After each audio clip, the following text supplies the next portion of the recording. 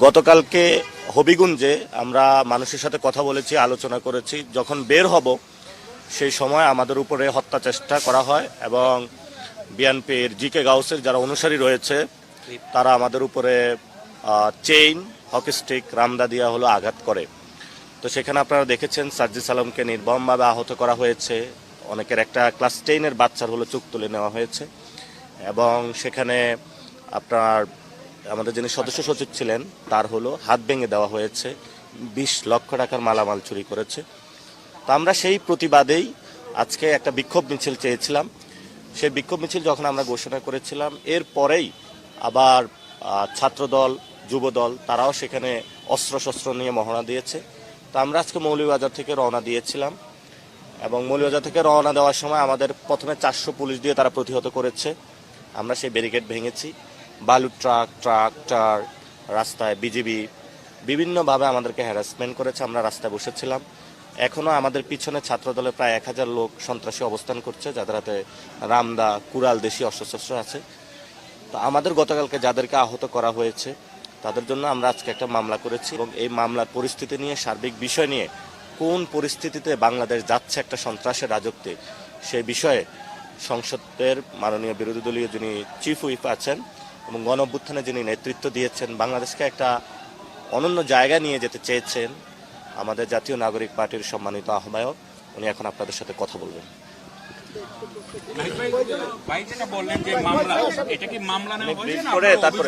আমরা ব্রিফটা শেষ হোক, তারপরে কোয়েশ্চেন নেব।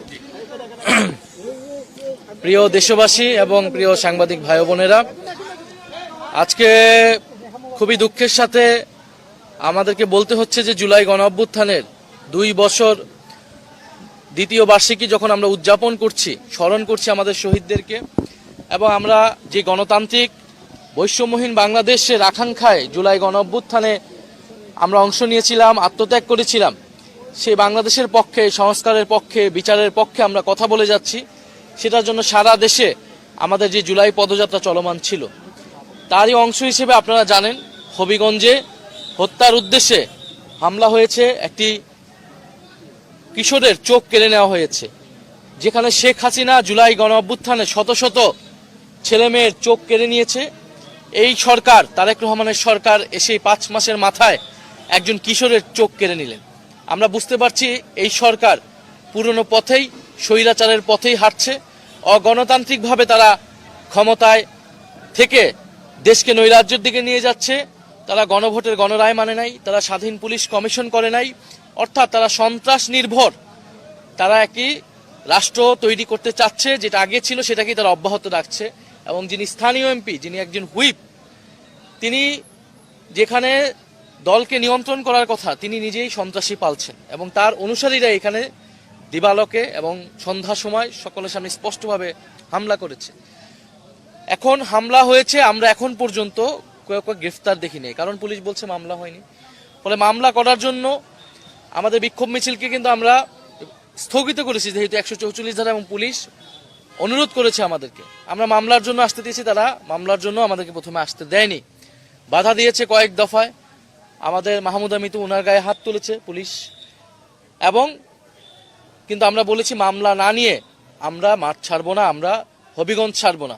হবিগঞ্জের মাটিতে প্রয়োজন আমাদের লাশ পড়ে থাকবে, কিন্তু আমরা মামলা হওয়া পর্যন্ত অপেক্ষা করব। এবং একটা পর্যায়ে পুলিশ মামলা করতে আমাদেরকে এই ক্যাম্পে নিয়ে এসেছে। আমরা অভিযোগ দায়ের করেছি, তারা 2 ঘন্টার মধ্যে, রাতের মধ্যে বলেছে মামলার কোর্ট দিবে। এবং আপনারা দেখতেছেন, আশেপাশে শুনতেছেন যে সন্ত্রাসী বাহিনী, যে স্থানীয় এমপির এবং বিএনপির সন্ত্রাসী বাহিনীরা তারা কিভাবে আতঙ্ক তৈরি করার চেষ্টা করছে। আপনি দেখেন গত 16 বছর তাদের এই উলম্ফন কোথায় ছিল। যখন বালুর ট্রাক দিয়ে বেগম খালেদা জিয়ার বাসভবন আটকে রাখা হয়েছিল, আজকে তারা সেই ট্রাক বসিয়েছে। তো তাদের হিম্মত হয়নি তখন সেই ট্রাক সরানোর। গত 16 বছর তাদের হিম্মত কতটুকু বাংলাদেশের জনগণ কিন্তু দেখেছে। সাধারণ মানুষ যদি গণ অভ্যুত্থানে নেমে না আসতো, ছাত্ররা নেমে না আসতো, এই গণ অভ্যুত্থান সফল হতো না।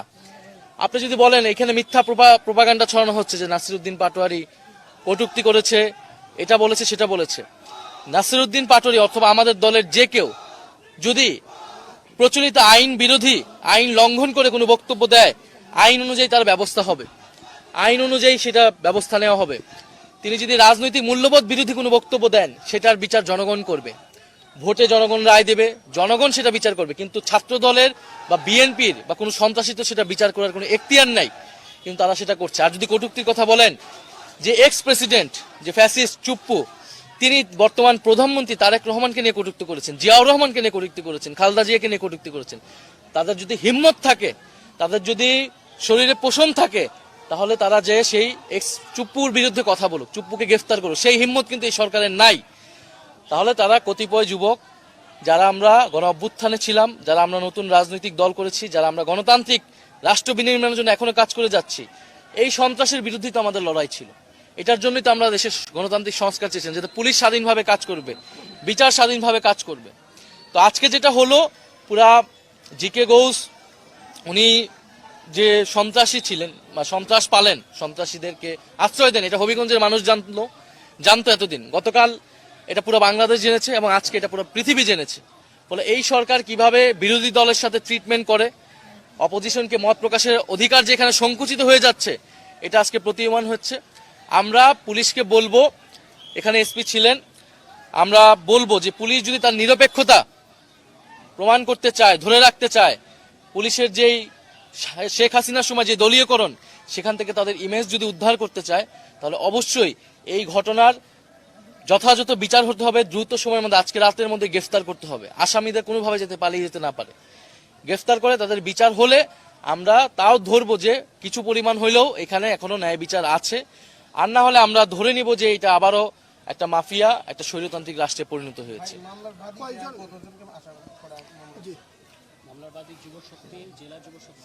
জেলা যুব শক্তির আহ্বায়ক একটু পড়ে শোনান, একটু পড়ে শোনাচ্ছি আমরা হামলাকারীদের। আপনাদের যে মামলার কপিটা আমরা তো প্রথমে মিডিয়ার মাধ্যমে এটা আপনাদেরকে পাঠিয়ে দিব। তারপরও আপনাদেরকে আমি বলি যে মামলার বাদী হলেন তন্ময় তাহের রুবেল, আহ্বায়ক জেলা যুব শক্তি হবিগঞ্জে। সাক্ষী হিসাবে আছেন মাহবুবুল বাড়ি চৌধুরী মুবিন, যিনি আমাদের ওইখানে পৌর মেয়র প্রার্থী, সদস্য সচিব জেলা এনসিপি, যার হাত ভেঙে দেওয়া হয়েছে, নাহিদউদ্দিন তারেক কেন্দ্রীয় সংগঠক এনসিপি, নূরে আলম চৌধুরী আহ্বায়ক জাতীয় ছাত্র শক্তি। এবং হবিগঞ্জের আমরা 11 জনের যারা একদম ভিডিওতে ছিল তাদের নাম উল্লেখ করেছি এবং আরো 100 অজ্ঞাত উল্লেখ করেছি, কারণ সেখানে অনেকেই পরবর্তীতে হসপিটালে যাওয়ার সময় হামলায় অংশ নিয়েছিল। বুঝি নাই 11 জনের নাম। এটা যখন আজকে আমরা অভিযোগটা দায়ের করেছি, এটা ভিডিও ফুটেজে বিশ্লেষণ করা হবে। তো পুলিশ যেটা হলো ওইখানে বিশ্লেষণ করে যখন মামলার কোডটা পাবো, এটা কোন অনুযায়ী সাজানো হয়েছে সেটা এখানে আমরা বলেছি। এটা যারা এখানে আছে সবাই জিকে গাউসের অনুসারী, এবং এখানে যিনি প্রধান মামলার আসামি তিনি হলেন রাজীব আহমেদ, রঙ্গন জেলা ছাত্র দলের উনি সভাপতি। দ্বিতীয়ত যিনি আছেন আরিফুজ্জামান রিয়াদ, উনি বৃন্দাবন কলেজের সেক্রেটারি ছাত্র দলের। আমরা এখানে এটা উল্লেখ করেছি, প্রায় আমাদের ক্যামেরা ল্যাপটপ থেকে 20 লক্ষ টাকার যন্ত্রপাতি তারা নিয়ে গেছে। 5 লক্ষ টাকা নগদ গাড়িতে ছিল, 50 লাখ টাকার একটা গাড়ি ভাঙচুর চালিয়ে দিয়েছে, যেটা ঠিক করতে হবে। এটা ঠিক করলে আমরা কিছু স্ক্র্যাচ করে দিছি ওরা। আর সেখানে যেভাবে উড়ে উড়ে তারা এসে সন্ত্রাসী হামলা করছে, এগুলো পুরো বাংলাদেশের মানুষ প্রত্যক্ষ করেছে, ভিডিও আছে। আমরা দেখব তারেক রহমানের আসলে বাংলাদেশে বিচার প্রতিষ্ঠার সেই সদিচ্ছাটা আছে কিনা। এটা একটা টেস্ট কেস, সেই টেস্ট কেসে তারেক রহমান আশা করি যে পাস করবেন। আমাদের আজকে আমরা বলেছিলাম যে হবিগঞ্জে আমরা হলো মামলা করব, আমরা হবিগঞ্জে মামলা করব। আমরা হবিগঞ্জে এসেছি, মামলা করেছি। ওইদিকে ছাত্রদল যুবদল বিজয় উল্লাস করছে। 144 দ্বারা যেটা, এটা সরকার হলো প্রশাসনকে নিজেদের দলীয় স্বার্থে ব্যবহার করলো। আমরা সরকারের কাছে জানাবো যদি 144 দ্বারা জারি হয়, তাহলে ছাত্রদল যুবদল কিভাবে বিজয় উল্লাস মিছিল করে। তাহলে আমরা 144 দ্বারা যেখানে জারি হয়েছে সেখানেও আমাদেরকে যাইতে দেয় নাই। পুলিশ এখানে আমাদেরকে আটকিয়ে রেখেছে, চারদিকে পাহাড়, আর চারদিকে আমাদের সন্ত্রাসীরা অস্ত্র নিয়ে আমাদেরকে ঘেরাও করে রাখছে। আমরা এখানে মামলাটা অভিযোগ দায়ের করেছি, উনি বলছে রাতের মধ্যে আমাদেরকে জিআর কোডটা দিবে। সো আমাদের কিন্তু কর্মসূচি আগে বলেছে যে ঠিক আছে, আমরা কর্মসূচি যেহেতু 144 দ্বারা জারি হয়েছে, কর্মসূচি আমাদের বিক্ষোভ মিছিল স্থগিত, তাহলে আমরা ওইখানে গিয়ে মামলাটা করব। ফলত আজকে মামলাটা করা হয়েছে, আজকের মতো এতটুকুই। আমরা ইনশাআল্লাহ পরবর্তীতে এখানে আমাদের আহত যারা হয়েছে তাদের বিচার, ক্ষতিপূরণ এবং বিচার না হওয়া পর্যন্ত যেসব সন্ত্রাসীদের আমাদের আন্দোলন জারি থাকবে। নেক্সট কর্মসূচি ইনশাআল্লাহ আমরা জানাবো। আজকে আসলে বাংলাদেশে দেখা যাবে মানে সন্ত্রাসের নির্ভর একটা বিএনপি রাজনীতির দিকে যাচ্ছে, এবং আমরা যদি এই সন্ত্রাসী যারা তাদের যদি বিচার হয় তাহলে বুঝবো বাংলাদেশে বিচার আছে, আইনের শাসন আছে, না হলে নেই। ওইখানে 11 জনের নাম লেখা আছে, আর ভিডিওতে তো আরো আছেই, অজ্ঞাত 100 আছে।